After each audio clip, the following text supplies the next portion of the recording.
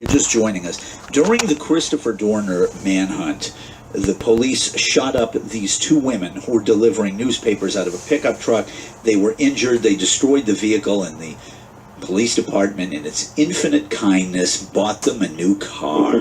However, as it turns out after investigation, Chief Beck says all 8 officers that opened fire on these two newspaper ladies acted improperly. He says, while I certainly empathize and understand the conditions and circumstances that led to this particular officer-involved shooting, I hold our police officers to the highest standards in the application of deadly force.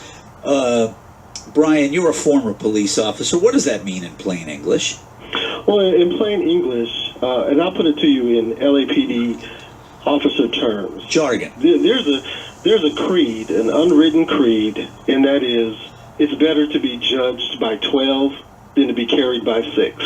Okay. Which means it's better to have a jury decide your fate than to get killed on duty. Right. And so officers are taught to do whatever they can, do whatever needs to be done so they can get home safely. And if it means accidentally shooting someone because you have a little small doubt or suspicion of someone, then it's okay to do that. And basically what he is saying that, because of the situation, because Dorner was perceived to be so dangerous, they violated policy. However, yes, that's what happened. It's just something that happened in the course of the evening. And Emma Hernandez and Margie Carranza, who were the women that were shot, they got a new truck and $4.2 million settlement. On the other hand, both of them were shot. Now, I have a question for you. You're a former police officer, and this was a very trying, emotional time when the police were searching for Officer Dorner. This is a 71-year-old Latina lady and her 47-year-old daughter. They don't look like a 33-year-old African-American male, so why were they shooting at these women, Brian? Well, not only do they don't fit the description of Christopher Dorner, but the vehicle didn't fit the description either. It was a different color, a different make and model. Right. What these officers are claiming is that they weren't trained to handle that special detail that they were assigned to. Then why didn't they say, we're not trained for it, you got the wrong guys? Well, the thing about being a police officer, you do whatever you're told to do and whatever is required of you. I see. And when I wrote my first book, One Time, the story of a South Central Los Angeles police officer, I talked about that discrepancy of doing what you feel is right as opposed to doing what you're ordered to do. Right. And those officers were they were given orders, and that was to protect another. They didn't give the whole details of who they were actually trying to protect. Yeah, really. But it was someone on the police department who was named in Christopher Dorner's manifesto, and so they sent these officers out there, I guess, with no clear instructions on what to do. Right. And that's why the shooting occurred, and that's their defense. Okay. I will go back to what I said a moment ago, though, Brian.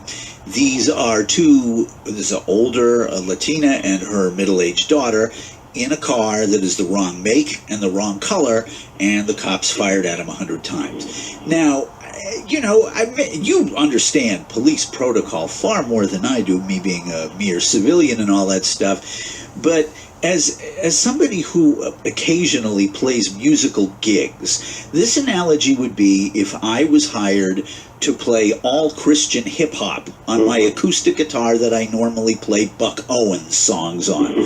In other words, I'm sorry, I show up and I start strumming, they're going to put me in the movies. I get fired in 15 seconds. Why are these men still working? Well, that's a question that a lot of people are asking. Yeah, me being one of them. Yeah, including the mayor. Yeah, the mayor doesn't agree with the decision. No. And when Charlie Beck became the chief, right, I was wondering what kind of chief he was going to be. This is something I would expect from Daryl Gates or Bernard Parks, but I wasn't sure what Charlie Beck would do. He made a lot of promises that he would be different, right, that he would go and revamp the whole system and look at things that were done in the past. Right. And so I really didn't know what to expect from him, but this is one of the sad, things, man. and one of the things that the department looks at is if you are a liability to the city, if you're going to cost the city money. They did, and it's clear that they did. And in the future, it looks like they'll probably do the same thing again. Do you think that the Los Angeles Police Department, in the wake of this rather remarkable occurrence, which, by the way, the department is extraordinarily lucky that these women were only injured and not killed, don't you think? Yeah. That there might be, I don't know, some change in protocol. Maybe they might start doing things a little differently, or is it just going to be more of the same the next time another incident of this type happens? Well, the chief is saying that there is a protocol. He's saying they violated that protocol. They violated that policy. They're still working, though, right? They're still working. So what? That's the ultimate slap on the wrist. It's like, well, you violated policy. You could have killed these two women. They were in the wrong car. But on the other hand, we'll see you Monday morning. And what else is interesting about this, too, is that the department is not giving out a lot of information. Right. So we really don't know what their punishment is. We don't know if it's going to be 1-day suspension or 6-month suspension. We don't know if they're going to be ordered back to the academy for 6 months or 1 day. We really don't know. We don't even know the name of the officers who were involved. Do we know if there were 100 shots fired, are all 100 shots accounted for? I mean, did they hit anybody else? Anything else? I mean, let me ask you something, Brian. You're shooting at two people in a vehicle. You really got to unload on them 100 times. I mean, that's excessive, isn't it? Well, if you see the footage that was shown on the news, there were bullet holes everywhere. Second-story windows, people's garages, all over the place. As a police officer, you're accountable for every bullet fired. So someone should be accountable for all 100 bullets that were fired. You have to explain why you fired them. Like a second-story window. Okay, this is a pickup truck. So, in other words, you had to fire at about a 45-degree angle from the ground to hit a second-story window, unless it ricocheted off something. Right. So, in reality, Brian, the Los Angeles Police Department is remarkably fortunate that they didn't kill these women or anybody else. Well, actually, they should be fired for only hitting the people twice. Okay, 100 times that's bad. That's really bad. Oh, in other words, because they only hit the women, only 1 out of every 25 shots connected with their target. They're lousy shots. Should be fired. They should be fired or recalled to the academy just for that. You're being facetious, I would assume, right? Well, yeah, that is a joke. No, I mean it's like you know, it's like funeral humor here in a way. It's like we're laughing about this, but it wasn't funny to the women. It wasn't funny to their families. Women are out doing their jobs. All they're doing is delivering newspapers. I mean, I'm stunned speechless by this thing. Like, where, you know, they violated policy and blah, blah, blah, blah, but they still work there. Right, and these officers are expected to be professional. And granted, this was a situation that officers have not faced before. Right. But I'm pretty sure they will face it again in the future. And the department needs to be ready for that and have a plan of action for that. It was obviously these officers were scared.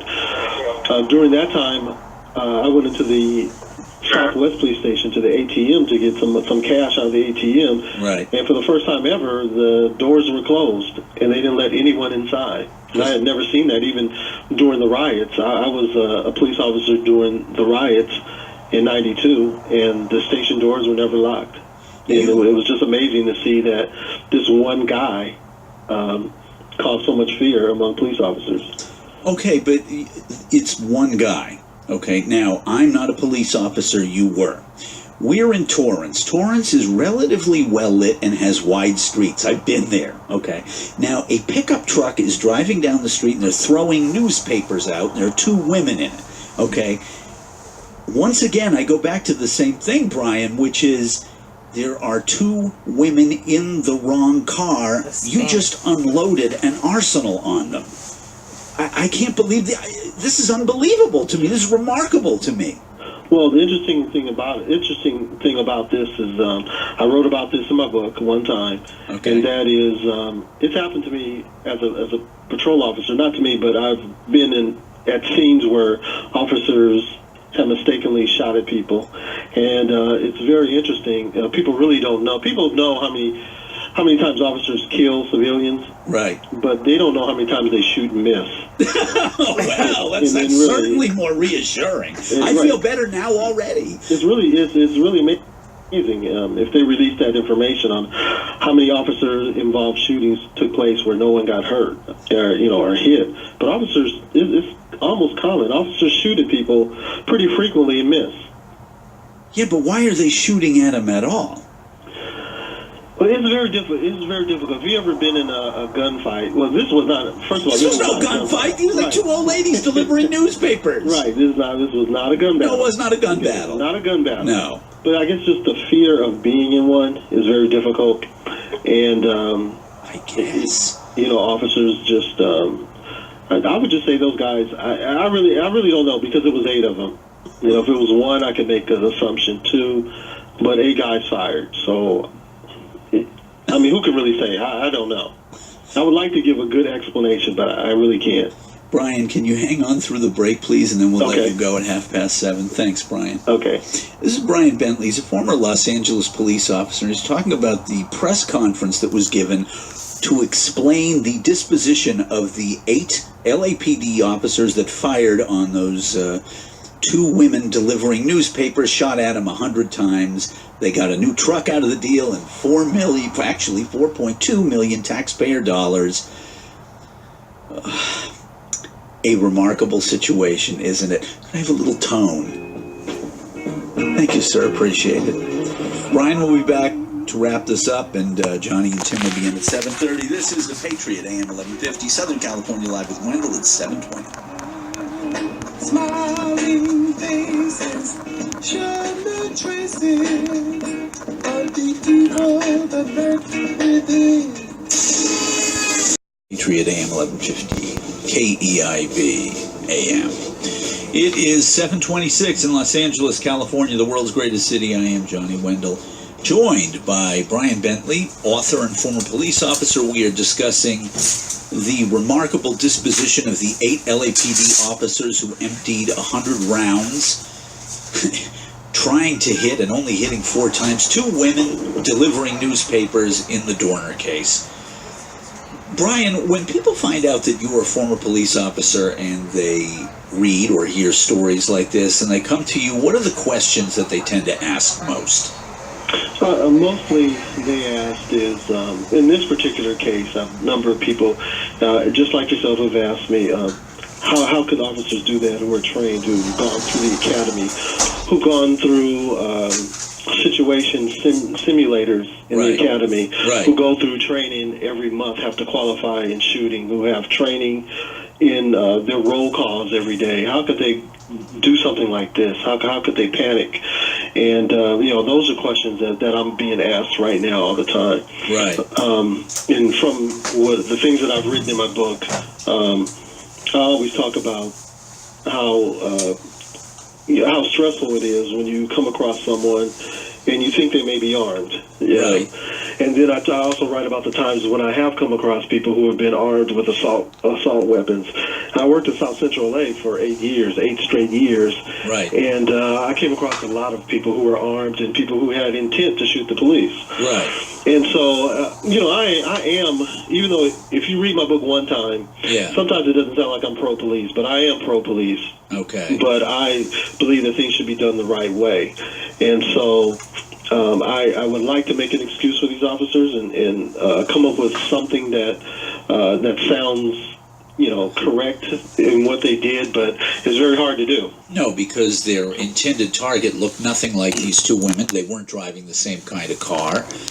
And they were shot at 100 times. And one of the things about the LAPD policy is that you have to verify your target. You can't just blindly go and shoot at cars, okay? If you're looking for a specific make, model of a car and a specific person, you need to verify that. Okay. The kind of car in question that they were looking for was not the same one they were shooting up, and it wasn't the same color either. That's correct. Okay. So, given the LAPD's policy, once again, we go back to the same question I asked you in the last hour, Brian, which is, why are they still employed? Well, see, that's interesting, because that's an interesting topic, because we know they won't get fired for sure. Okay. And I suspected that they would not be fired when I heard that they were assigned to the desk. Because usually someone who is going to be terminated, they are usually relieved from duty right away. But in other words, they're putting them on desk duty so that they can't go out and shoot any more old ladies. Correct. Oh, okay. And so there hasn't been a lot of information that's been released. So as I mentioned before, we really don't know what their punishment will be. We know that they will continue to be in the employ of the taxpayer, however. Employee, right. They definitely will be employees. Oh, that's good. So, I mean, I myself know that jobs that I've had, when I took 25 shots at somebody that didn't deserve it, that, they couldn't wait to have me back the next day. Brian, we're getting the cut signal here. Okay. Thanks so much for joining us. What's the name of your book for people who want to read it? It's called One Time, the story of a South Central Los Angeles police officer.